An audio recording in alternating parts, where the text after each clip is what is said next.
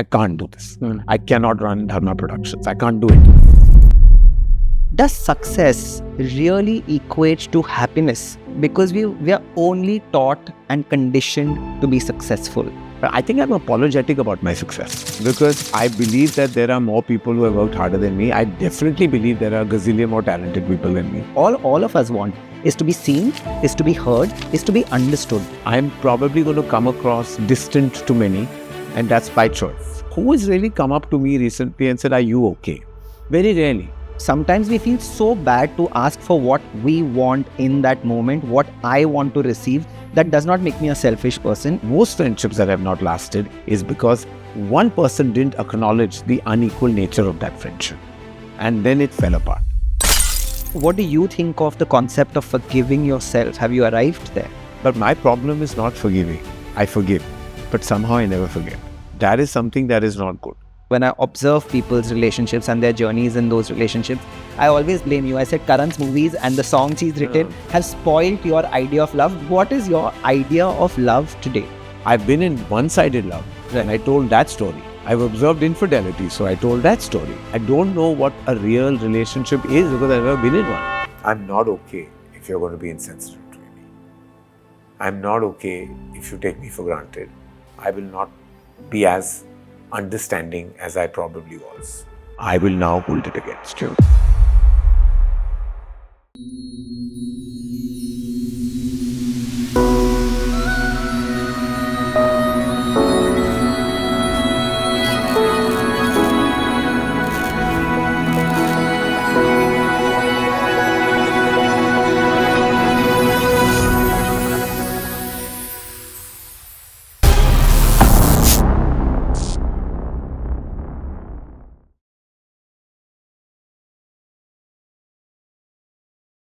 You know, when someone lives so much of their life in the spotlight, it's easy to think that we know them completely. Karan Johar is one of those people. And that is why I invited him to today's episode of Soul Safar with Bhaav, not as a filmmaker, not as a public figure, but as a human being. And trust me, the conversation that emerged surprised even me. This is that conversation. Karan, welcome to Soul Safar with Bhaav. It's amazing that I'm sitting with you today because through these years, of course, we've met socially, but I've been surrounded by people who know you so well. So I know you through many different perspectives. But the one time that I think I gained a really deep insight into you was after my partner Ryan passed and I'd met you. That was a period for me that a lot of people only looked at me with sympathy in their eyes. But in that room that day, it was a fresh change to see you look at me with some sort of inclusion.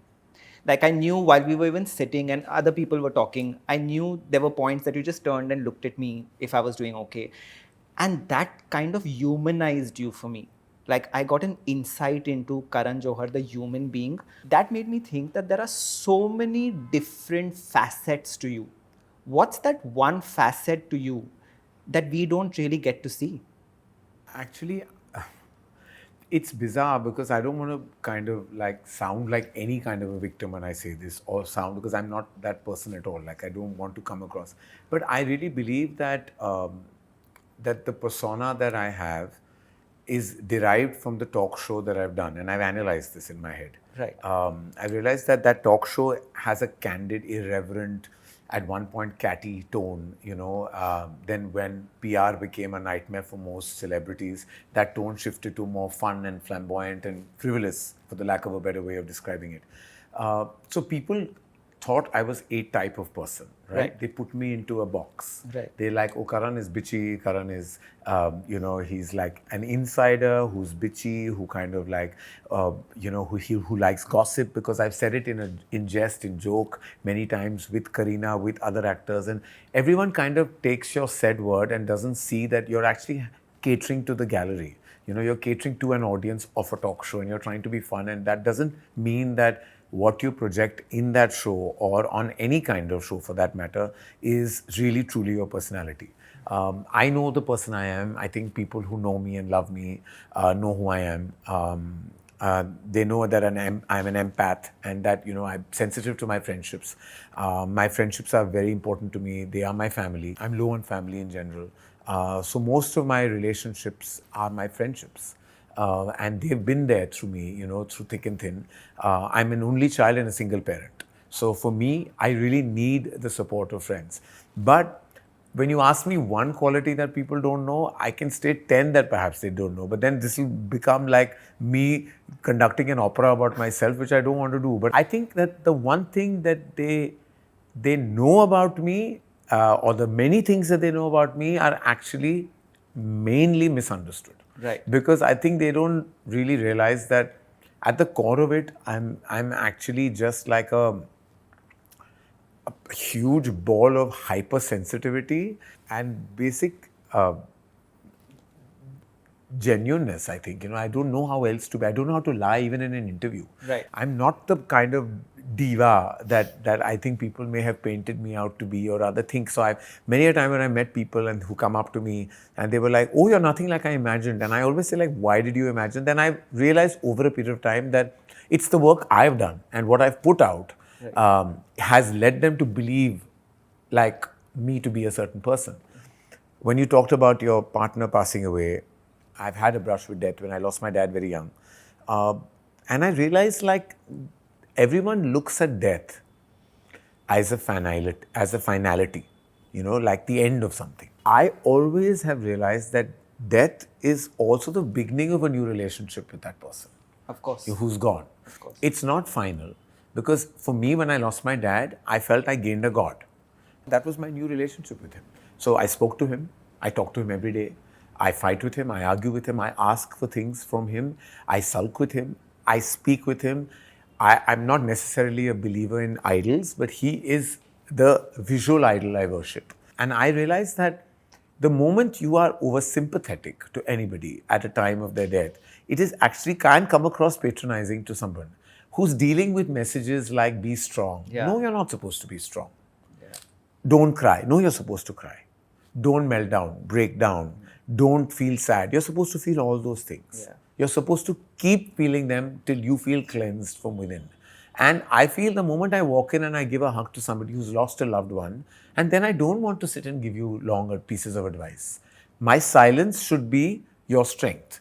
And if you can derive that strength from my silence, and then my purpose is achieved as a close friend or a member in your universe. So if I gave you those looks that weren't sympathetic, I don't even remember this moment, and you do. Yeah. But I can imagine very well that I must have come with a certain feeling there, because I knew friends who were very close to him, and I've known Ryan for so many years, and it was deeply shocking to all of us, But in general, that's my way of looking at death and losing a loved one. Yeah. You also used a term. You said you are an empath.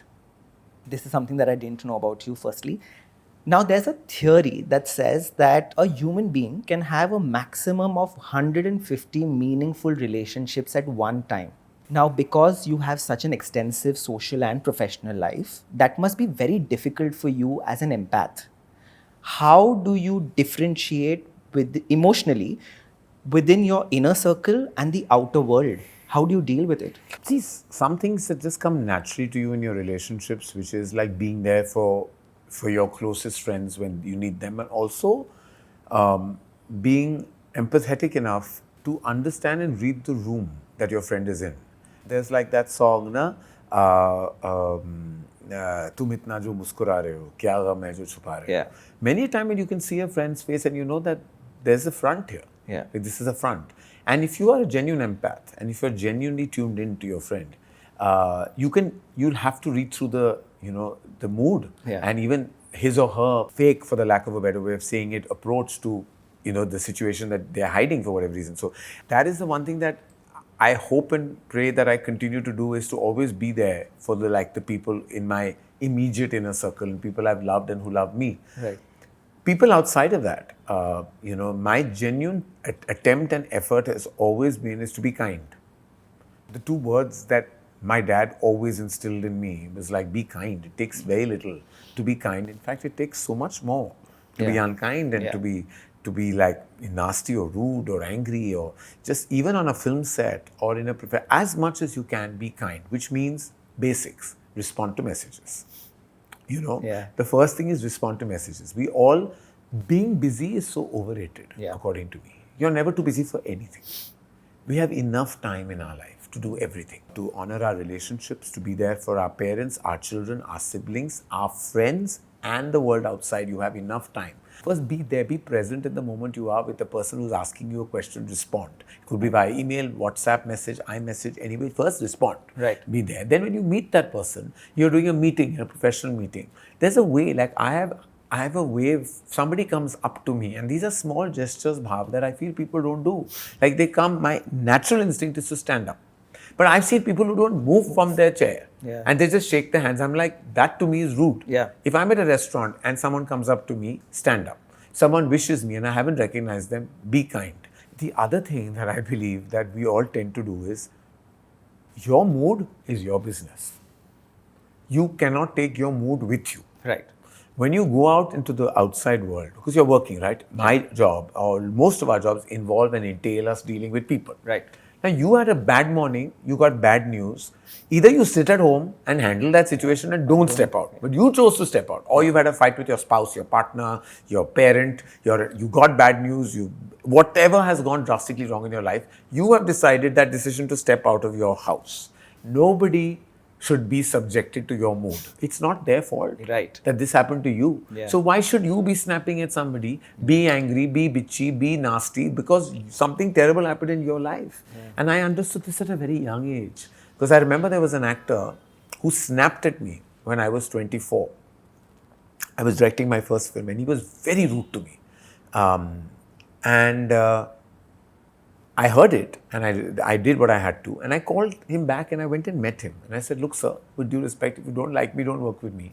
But you said this and you spoke very rudely to me. And he turned around and said, but I was in a bad mood. And I realized that this I'm never going to do again. That your mood is your problem. But it takes very little bhav. So when you ask me how do you deal with the 150 or 100 or 50 people, firstly just all two words, be kind. And then everything else takes over. Because once you're kind, that relationship is already relaxed. Yeah. And I hope that people realize this, especially when you said that, you get up, acknowledge a person, because all you want, all of us want, is to be seen, is to be heard, is to be understood. Now, just that one gesture of, if I'm walking towards you, you get up and just smile at me. You don't have to have a whole conversation with me. I feel seen, I feel heard, and I understand that, okay, you see me, and that's enough in that moment. But where I was leading with my question about you being an empath, I know that empaths take a huge energetic backlash because you're also absorbing a lot of people's energies when you're in a room full of people. What do you do to safeguard yourself, especially now that you know you're an empath? That also is an answer that I can divide between decades of my life. Like up to the age of actually till I was 50 years old, I'm 53 today, I realized that I was getting very concerned with other people's problems and absorbing that energy, and it was not good for me. Right. So I realized that after a point, you can be an empath, but not at the risk of your own mental health. Right. Because I realized that years of me hearing other people and not expressing myself has actually resulted in the mental health issue that happened with me. Right. Like, 2 years ago, 2.5 years ago, when I had a bout of an anxiety attack, and very recently again, where I realized that I'm just not expressing myself because I'm just hearing, because I have a big problem. I'm there for people. I like to hear their problems. I don't like to express myself. Right. So I actually decided subconsciously that after a point, I'm going to cleanse myself of these feelings. I'm going to hear you out, give you my advice, but I'm going to have to forget about it when I go back. Right. I'm going to do my best to not take that baggage of somebody else's trauma back to my bedroom. Because what was happening is that I was sitting with that baggage and constantly concerned. But I was like, how many people are really asking me about my feelings? Yeah. Who has really come up to me recently and said, are you okay? Very rarely. I've had those people who touch base with me and about my emotions. Right. For all those who are in their 30s and 40s, will start understanding this, because when you're my age, you realize that now, I've given myself to many. Now it's my age to receive. Right. Now I really feel where I'm at right now, I'm probably going to come across distant to many, and that's by choice. Right. Because I feel like I have to make this about me right now. Right. Because for my own sanity, my own mental health, because I have to raise my children on my own, be there for my mother who has combating health issues, I need to protect myself. For me to protect myself, it's like I need to wear my mask first before I help anybody Someone else. else. So I'm going to make this about myself now. Right.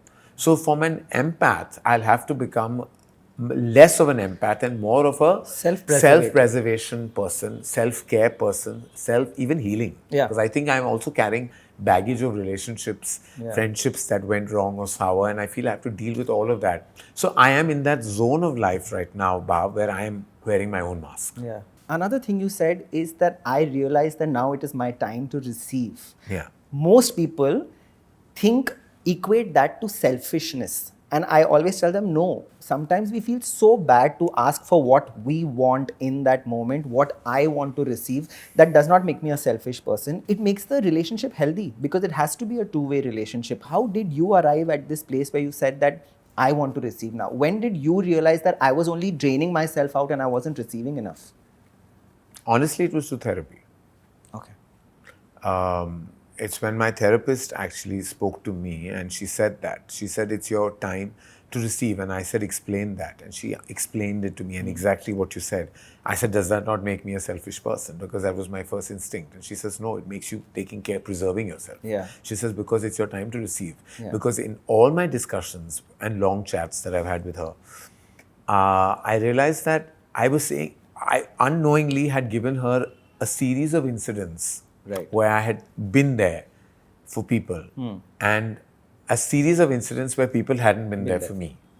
And so she says, do you realize that, like Shakespeare said, it's best to be seated in the mean, that there is something strong to be said about balance in anything. Right. And I think nothing excessive is going to be good for you. Right. So being an excessive empath or being excessively in other people's life, giving and not receiving, is not healthy for you. Because what happens is that eventually it all catches up with you.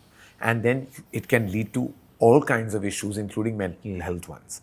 And when she said be a receiver, it doesn't mean I'm going to knock and say give. That receiving, if it's not coming naturally, then you have to learn to take a step back. Because life cannot be always about inequalities. Everything cannot be unequal in your life. You know, your friendships have to be equal. Because friendships are not siblings, friendships are not mother, father. I know my relationship with my mother is not equal, she's my mother. How can it be equal? My children cannot be equal with me, I am their parent. But my friend and me have to have an equal relationship. It has to be equal because then it will catch up and that friendship will never last. And most friendships that have not lasted is because one person didn't acknowledge the unequal nature of that friendship. And then it fell apart. And then there was distance. So now I'm like, मैंने दिया, अभी मुझे चाहिए. It sounds vulgar, but I mean it emotionally. But I mean it purely with emotion. That now it's my time to receive, and I think people who know me really well have understood that. Right. But you know, I also think the trail goes back to childhood because I realized with me, I used to find value in myself with what I could provide. If I'm but were you also, sorry to interject, but were you also people pleaser? I was. Yeah. I was. Comes Because, see, again, I was a fat child who was always ridiculed, who was always, and a effeminate fat child. Oh God, you sound like my childhood. Well. You sound like exactly my childhood. So, you know, who was always in the corner. So to be included in a group, I had to be a people pleaser. And then, I have to give them so much attention. I have to bring that extra tiffin from home. I have to make sure that you and make them laugh. Make them laugh. Be entertaining and all of that. And I would find value in myself with what I could provide. And I had to go through a lot of painful experiences to realize that no, I don't have to find value with what only I can give you. With what you can give me, I can also find value in receiving. Like, I deserve it. It took me so much time, Karan, to say, I deserve this happiness. I deserve the spot that I'm sitting in today. I have worked hard for it. It's been a huge journey that I've taken to reach here. So I completely understand what you're saying. Also, a friend I made recently in New York told me that, do you realize you have imposter syndrome? And I was like, explain that. And she explained it. And I realized that I was going through that also. I was like attributing everything to something else. Right. You know, because I was just never acknowledging that I deserve to be where I am. Yeah. I kept feeling, oh, destiny, that one's luck, this one, like I'm But not for as. someone like you who's achieved so much, But I somehow in my head still am shocked about why I'm here.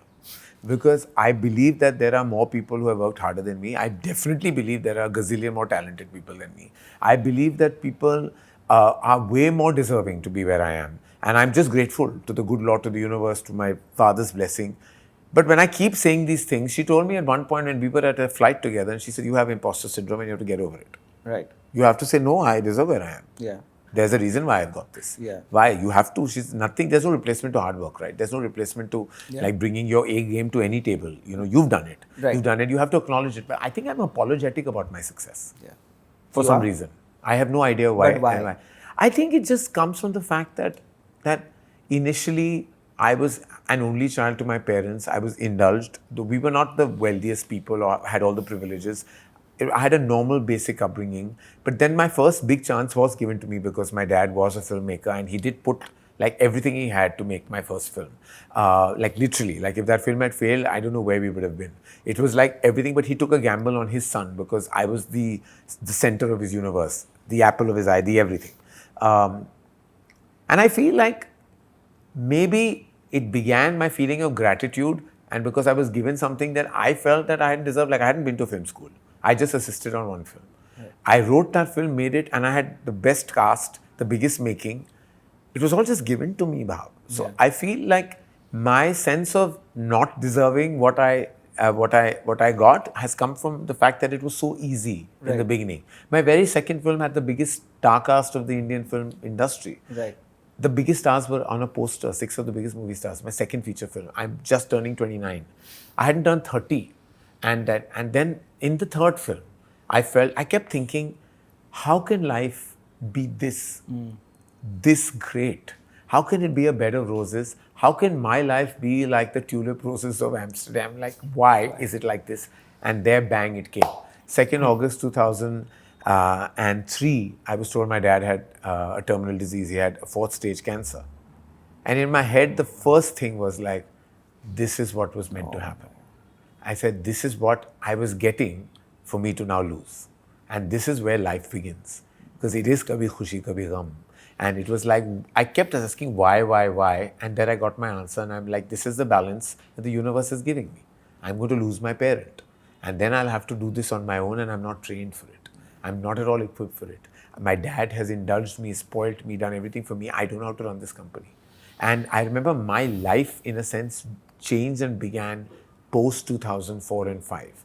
And it was pre and post that I can totally put my life into 2 boxes. Right. And it was a very daunting feeling for a child who was known to be effeminate, known to be overweight, always mollycoddled by his mother and father, given this big break. I used to take my money that I need from Papa, like till age 31. I was like, I didn't have a credit card. He would give me money. Even when I traveled, he was giving me, those days they were traveler's checks. I knew nothing. I had not seen one account, one book, nothing. I knew which fund, which property, which name, what, nothing. I knew nothing. I was literally at the deep end of a tunnel till I had to call my best friend from school, Apurva, to come and help me. And my dad had actually written an 11-page letter to me, which was given to a family friend to give to me after the prayer ceremony. And I read those 11 pages in his writing, Bhav. And it wasn't an emotional letter. It was, Dear Karan, and Baba, these are the accounts, these are the numbers. In that letter, there were also people you trust, people you don't trust. Right. People you can do without in this office, people who you should never ever associate with. Also, these are the things, don't go public, don't do this, don't like things like that. Was just 11-page. It became my Bible, my manual, my life lesson, everything. And I took those 11 pages and I went forward with my life. And I looked like, what an absolutely sensitive man to have not written me a sensitive letter, a goodbye letter, none of that. Yeah. Because he didn't write take care of mom, none of that. He knew that that's going to happen anyways. He knew who I was and what I was going to be to my mother. He just knew I was inequipped to handle anything. Right. But he did want me. And there was a thought I had that should I just shut shop and just be a director? Because I was already a successful director. And just get other people's money and make movies. Why am I running this company? Right.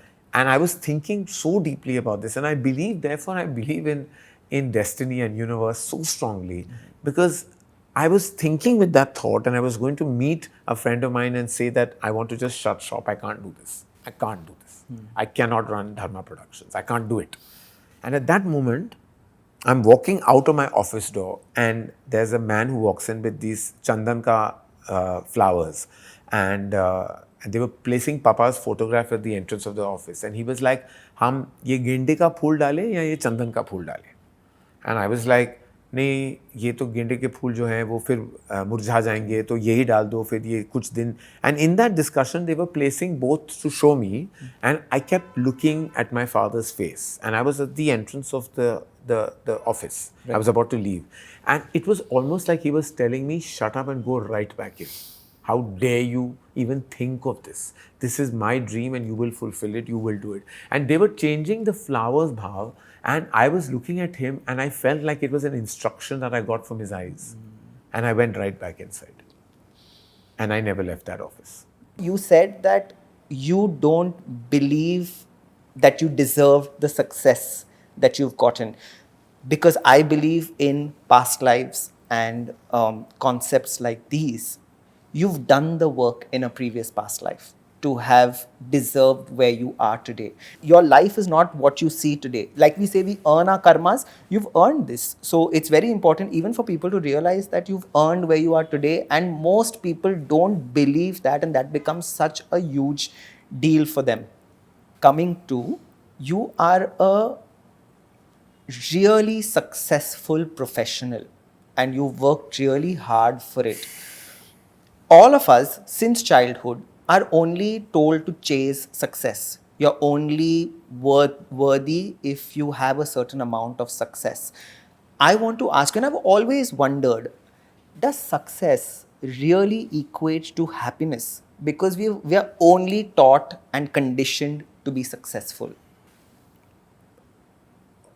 Had you asked me this question when I was 25, 30, even 35, I would have had a different answer. If you're asking me this today, my answer is a huge no. No amount of success can equal joy. Right. No amount of money can equal contentment. No amount of privilege can give you complete peace of mind or satisfaction. That is something you create for yourself. Yeah. That is not something your success can give you. Yeah. Your success sometimes gives you more anxiety because there is no end to success. Maintenance of success is a big success. Yeah. Holding on to where you are is already stressful enough. It's so ridden with anxiety. When I learned to accept, acknowledge, and deal with failure like I deal with success, I decided that at a stage a decade ago, and I realized that I'm so much better off because I believe failure and success are neighbors. Yeah. They're both going to visit you. Yeah. You know, yeah. And maybe you'll have a run with your success visiting you more often, but then failure will show up. Right. The moment you overreacted to success, you will therefore overreact to failure. So what I did is, I would never celebrate the success. I would never overtly let myself be completely bogged down by failure either. So I reacted to both in the similar way. Yes, one thing I did with failures, I acknowledged it and I analyzed it. But then I moved on from it. Right. On a flop films Friday, I'm very clear that it's over. I do not justify it. I do not argue it. I do not combat it. I just say we failed, moving on, we'll do better the next time. Right. There's no point justifying why, to who. It failed. It didn't work. You were wrong. The film was wrong. We're all collectively wrong. It didn't work. Everything went wrong. Acknowledge it, move on. Right. Success also, why are you living with that success? Every day, what are you celebrating? It's happened. Meet success with relief, failure with contemplation, but deal with both in the same way and move on is my life philosophy. Right. The way I deal with it on my life. But to go back to your core question, my joy comes with my hugs from my kids. That's that moment of joy I lose. Am I a completely content person today? No. Am I a very happy person? No. I don't know what that sense of continuous joy or happiness is. Because when you talk about khushi and gham, they both come in the same day. Like, have you not realized one day you'll get a great message of joy? Yeah. The very next days, the very next moment maybe, Yeah. the next hour, you'll receive some news or some trouble or some stress, and you'll like, it'll grab you of that celebration. Yeah. You know? Yeah. Or you'll hear someone that said something about you and it's gone. You know, my nani used to say, and this reminded me कि बहुत हंस रहा है अभी रोना पड़ेगा. It Yeah. was almost like when you're too happy or almost anticipating. But that doesn't mean that you don't. So I realize now I want to give myself time off. I've realized that my solitude is giving me so much joy. Me checking into a hotel of a city that is not my home city, even ordering room service in an empty room and watching random television is joy for me. Yeah. And I'm trying to do much more of what gives me joy. I'm trying to chase joy, which is definitely not coming from my success. Yeah. That's why people seek spiritual support, or they speak meditation, or they seek a human guru's wordings, or God, religion. Everyone is seeking it through various channels. Yeah. I seek it by going inward. I can tell you it sounds very frivolous. At one point of time, till a long period of time, I felt like retail was therapy for me. Like I was buying things all the time. Yeah. I was going mad. I actually was trying to replace my inherent sadness or my inherent loneliness, and I was filling it with things I don't need. Yeah. That's what they say actually retail therapy is. That you're trying to fill the void with till something. I realized, Bhav, that it's a proper disease. Yeah. So just 2 months ago, I told myself that's it. I'm not buying what I don't want, and I'm not indulging in this craziness because I'm going crazy. I'm replacing emotions with things. And that is not going to happen. That's what retail is. You're just constantly buying things. Yeah. Because you're trying to replace something, an empty void in your play, and you have to find the reason why there exists that void and how you can fill it. But it cannot be with an online purchase. Yeah. You just cannot. In fact, you can't even feel. Sometimes we say na, that this person completes me. That's what people are looking for in relationships, for somebody to complete them. I believe nobody can complete you. Nobody can If complete that's how you're going to enter a relationship, you'll Because you're only not a be half. So exactly, and you'll You're not always a be half. shown how incomplete you are. If I'm going to come to you saying complete me, you'll always. It's bound to be that way. That's how life functions. I think the only thing that really has to happen in a relationship, and I've not been in one, is understand me. Don't complete me. Yeah. Understand me. Yeah. And then once you've understood me, then you'll know the bad, good and the indifferent, and you'll deal with it accordingly. But now I don't know, because somehow love has just evaded me, so I don't know. And you make films you make such epic love stories. Yeah, like a dear friend of mine told me, you're a big fraud. He says, you've sold something that you haven't bought yourself. And I was like, yeah, I'm selling love from the love I've got I understood from Hindi cinema. Yeah. I don't know love from a relationship. I don't have an understanding of love. I have only cinema love. Right. So I know a run in 48 frames to a person. But I don't know what a real relationship is, because I've never been in one. I've been in one-sided love. Right. And I told that story. Right. I've observed relationships. Right. So I've told that story. I've observed infidelity. So I told that story. Right. But nothing that I have gone through has led me to make a film about deep, intense, just love, because I've not been through it where there's love and equal love and give and take in a relationship, a proper romantic relationship. I've not been in one. Right. You're also operating in an industry where power and praise can give people some sort of a God complex because it's constant. Have you ever fallen in this illusory trap? And if you have, what do you do to keep yourself grounded? I don't have to do anything. I have a mother who grounds me every day. I have a mother who, I'll give you an incident. When I was in a forest in Italy doing a recce of a film, and I got the call from, the Home Ministry saying that I've been awarded the Padma Shri. I was in deep shock, actually, because I was like hearing these words, and I asked, Ji, and do you accept the honor? And I said, of course, with deep amount of gratitude, thank you. And when I called my mom's reaction was like, are you sure? ये कोई crank call तो नहीं था. Are you sure? And are you sure you're not giving it to someone? They are giving it to you. And I'm like, and I also started doubting. And then I went back to the message, that also stated that, this is the number and who do we get in touch. So I said, no, Mama, I've read the message again. I have been given. So her first reaction was not like, oh my God, my son deserves it. Her first reaction is always like, how come? Picture chal gayi, how come? You were given this award, how come? And I think subliminally and subconsciously, she's doing it to ground me. She's grounded me every day. Like my life, when at home, I'm nobody. I'm like, go and do this. This has to be done. I'm your mother, and she fires me till now. She's 82, and I get a screaming at even today. I get reprimanded. I get fired. I'm told off. And that's just the mother that she's been to me.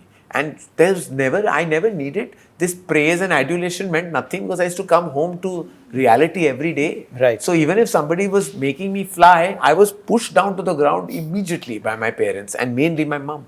Right. My dad was very much like he had rose tinted glasses about me, like everything about me. Even when I was overweight, he thought I was slim.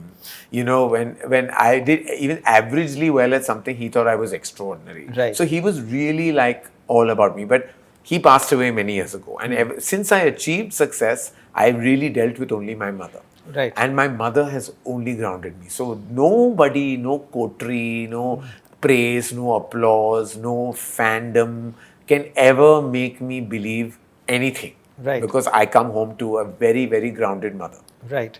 In spirituality, there is a concept of the higher self, which according to me is your future self that knows the paths that you're going to take, the choices that you may make. If you have to assume the role of your higher self today to your version in 2020, this was 5 years back, what advice would you give yourself just 5 years back? I mean, actually, I have no advice to give myself. Because what I would have told myself in 2025 and 2020 is what I acted on in 2020. Right. It was the year of the pandemic.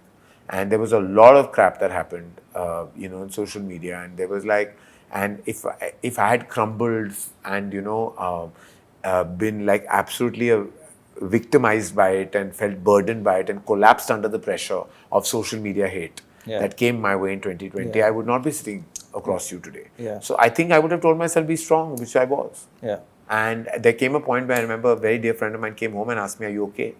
Because you're coming across too normal through all the craziness that's happening around you. You're not reacting, you're not hyperventilating, you're not reacting, you're not crying, you're not breaking down. Are you okay? You're coming across a bit too strong and normal. And I'm like, no, I think I built an armor. That now you can't, when I know it's not my reality. Right. How can I react to something that is nonsense? Right. That is garbage. Yeah. There are people writing are untrue. So if you slander me for something I've done, that will affect me. Right. If I have genuinely made an error, a mistake, and I am criticized for it, that will affect me. Yeah. But when you're talking absolute, utter nonsense about me, that is completely false, like not an iota of truth, how can I let that get to me? Right. And the log kya kahenge syndrome does not apply to me. I don't care. I'm a man who has twins in a traditional society. And I took that decision and I never, ever had justified it because I'm proud of that decision. I'm proud of my children. So I've always done things my way. Right. And I don't have to worry about what people. Because kuch to log kahenge, logo ka kaam hai kehna.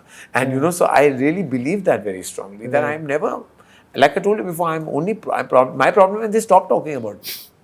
My problem is the indifference. I'm like, लोग कह तो रहे हैं ना, कहने दो, बात कर रहे हैं ना मेरे बारे में, तो मैं कुछ तो ठीक कर रहा हूँ. So that's how my larger understanding of life has always been. Right. So you did mention that in 2020 you got a lot of brickbats on social media. At that point, the way I looked at you was you had tapped into the power of silence. Yeah. You didn't get out there and you didn't try and, there was no cross defense or there was nothing of that sort. What does silence mean to you today? Silence is a tool that has to be used, observed as per circumstance. There are many times I feel silence is not the right way of dealing with the situation. I feel sometimes you have to speak up. And then there are those circumstances where silence is golden. Right. Like to social media hate, to trolls, the only way to deal with it is silence. Because the moment you talk about it, you empower those who are speaking. Their silence is a weapon. Right. But where silence is a weapon that you have to break and you have to speak up is when there's injustice. Right. You cannot, when there's injustice, If tomorrow you're jailing me for the wrong reason, then I have to speak up. Speak up. Yeah. But if you're hating me, I'll have to keep quiet because what can I do? I'll empower you by speaking about you. Right. So let me just pretend you don't exist and that'll kill you anyway. Right. So silence cannot, sometimes people's silence is troublesome. It's troubling to me that why is X silent about this? Because speaking up is against injustice. Right. Or you cannot be silent in a relationship. You have to communicate. Yeah. For me, silence, when it comes from pure, unadulterated, ridiculous hate, then the only way to deal with it is silence. So I feel you have to choose when you be silent and when you speak up. Right. And you've actually always spoken about things that matter to you in your life. Yeah. Like one of the things you spoke about was when you had Yash and Ruhi through surrogacy. As a parent, have you spoken about this to them? Do you think they're at that stage where you can, or do you plan to tell them? And I'm asking this question only from the point because there are many people I know who have either adopted kids or have kids through surrogacy. Some of them choose to not speak to the kids, and some of them have been open to them from day one. So initially, I was poetic about it with them because they weren't too young. And when they say, where did we come from? And I said, you came from Dada's heart. Then there came a point where my daughter understood the biology of it and said that that's not possible. We have to come from someone's stomach. Then she never asked me, and nor did my son. And now, from the very young age, they call my mother Mama. So there's a Dada and Mama. Then they know Mama is much older and they know she's actually a grandmama. They now understood, but some of them haven't brought it up. But we do have counseling at school that has been a huge help. I'm deeply grateful to the counselors of the school they go to, which is the Nita Ambani Junior, Nita Ambani International School. And they are very, very good with how they deal with children of all circumstances and situations. Right now they're 8 and that big solid chat hasn't happened. But I think they have an understanding of it. I don't think they're completely oblivious to it. Okay. It will come up, and I think the only way I would deal with it is complete honesty. Right. And I will have to explain the process. I think maybe that day is coming soon. Right. In another year or two, I think I'll have to have that conversation. And I know that I would not be able to lie about something because I'm absolutely proud of my decision. Yeah. And it's not been that they have not been denied love at all. Yeah. I've So that given you can them see. abundant love that a couple would give them. I think me and my mom have been able to do that. Right. And I hope and pray that they have the emotional understanding and accept it and don't carry any baggage from it. Right. Speaking of Yash and Ruhi, parenthood changes people. What do you think they have taught you about yourself that you didn't maybe know about yourself?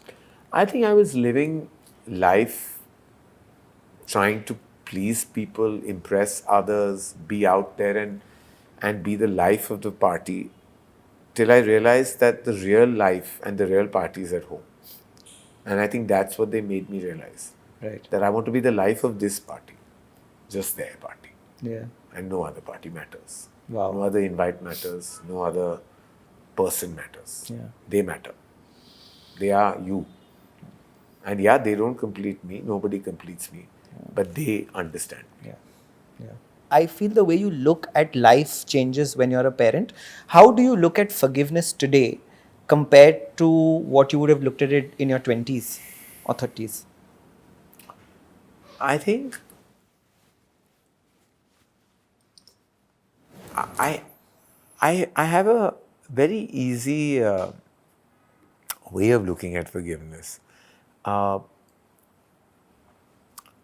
believe if someone apologizes to you and you feel the apology is genuine, then I believe that you have to work towards forgiving them. Right. And I've always done that.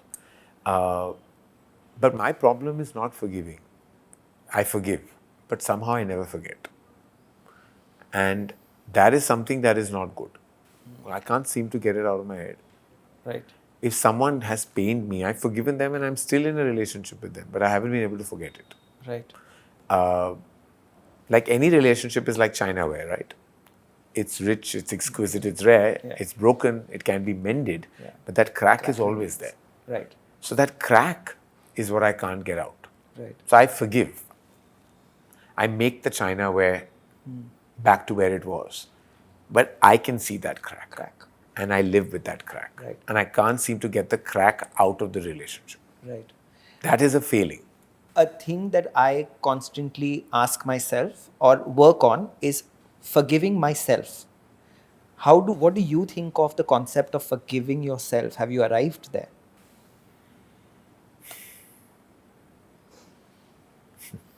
I don't know, because it might sound full of myself or bloated, and I don't mean it at all. I say it with humility. I have never reached a point where I needed to forgive myself for anything, because I don't think I've done anything drastically wrong to anybody. Right. I've never felt that I should forgive myself.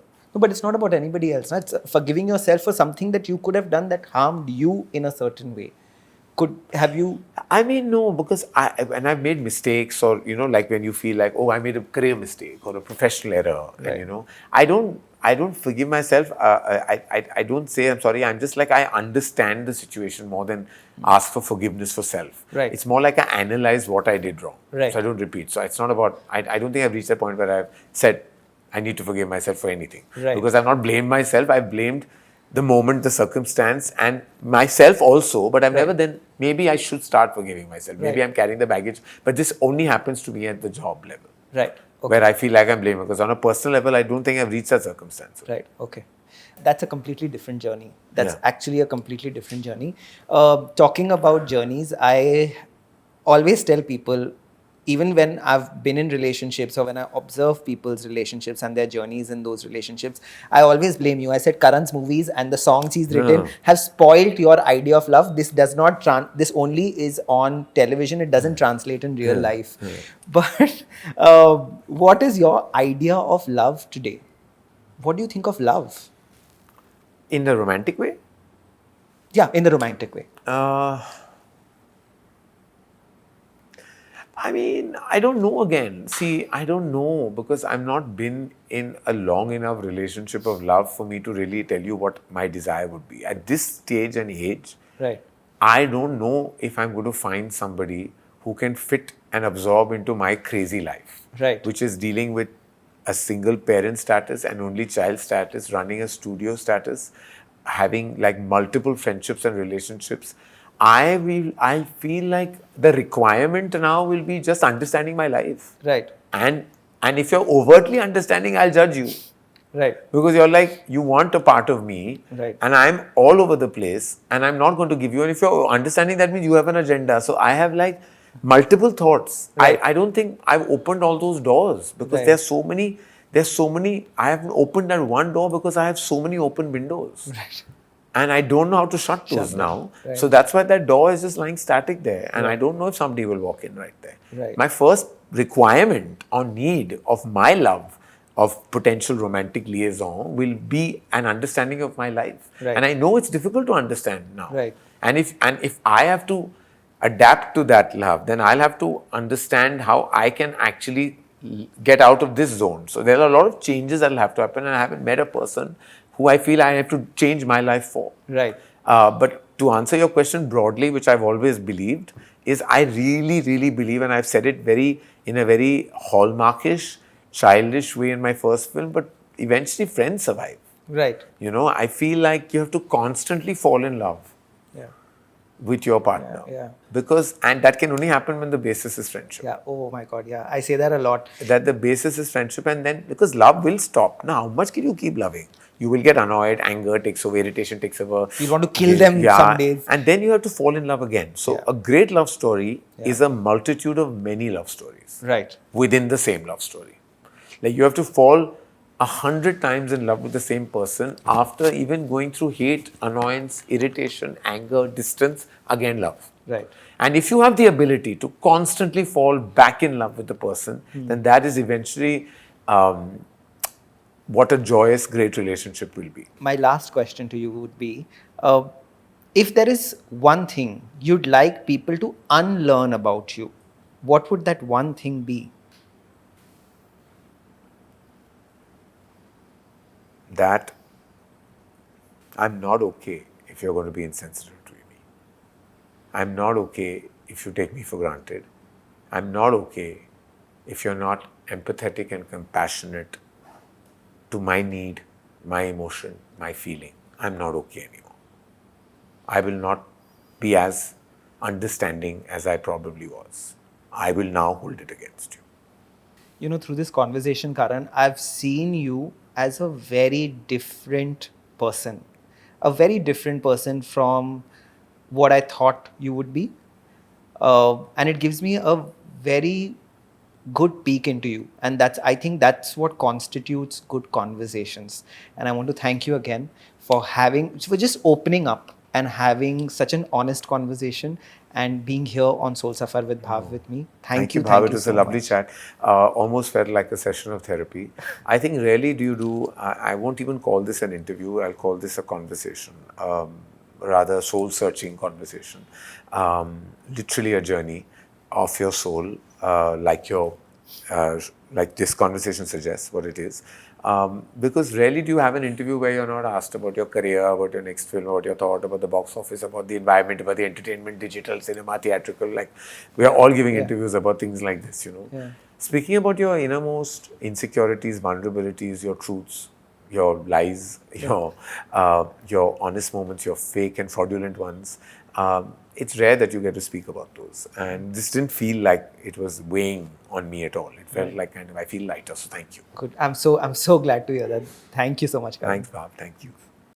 After talking to Karan, I see him as a completely different human being. What did you think of our conversation? Let me know in the comments below. In the meantime, don't forget to like, share, and subscribe to our channel Soul Safar with Bhav, because now healing has a face.